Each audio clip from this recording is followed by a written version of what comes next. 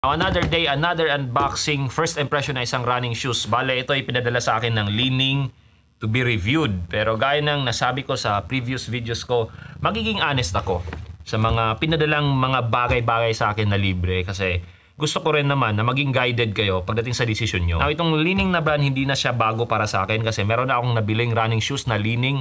And so far, isa yun sa pinakasulit na running shoes na nabili ko.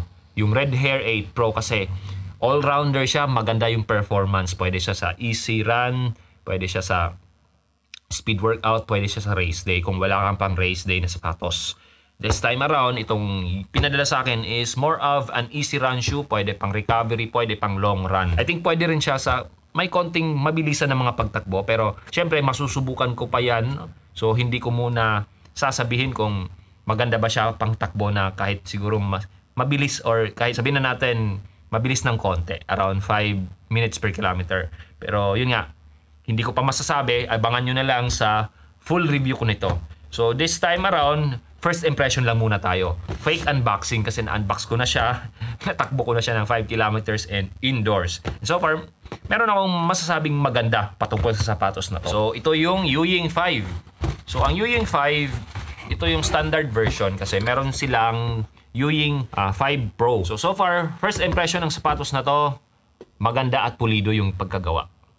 And I think the same din yung sinabi ko sa Red Hare 8 Pro. Ito, size 11, timbang niya 300 grams. Hindi siya ganun kagaan, pero relative sa ibang mga sapatos ko, meron din naman akong mabigat. Mas mabigat pa nito, 335 grams. Sa first na takbo ko nito, dito sa loob ng bahay, ang pinaka nag-stand out para sa akin is yung stability ng sapatos na to. Kung mapapansin nyo kasi, ang lapad niya.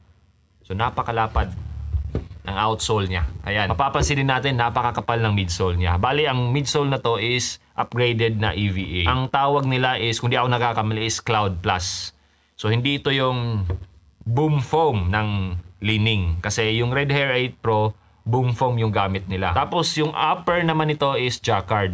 Breathable naman siya. Hindi siya ganun kakapal.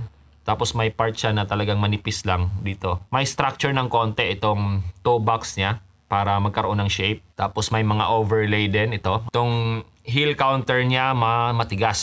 Heel collar, padded, makapal. Tapos ganun din yung tongue area niya, makapal. Ang isang napansin ko lang na medyo nagkulang ang sapatos na to is yung extra na lacing hole pang runner's loop natin. Kasi isa yun sa mga hinahanap ko. But given na itong sapatos na to is more of an easy run shoe, so far sa tinakbo ko, hindi naman ako nagkaroon ng heel slippage. Now, itong midsole niya, merong tinatawag na Pro Bar Lock. I think yun yung isa sa mga bagay na nakakatulong pagdating sa stability ng sapatos na to. Tapos, midsole, yun nga, upgraded na EVA, malambot. Andun yung comfort na nibibigay ng lambot nito. Pero so far sa takbo ko, relative sa ibang mga sapatos ko, hindi siya ganun kalambot. May ilalambot pa siguro to once na break in na.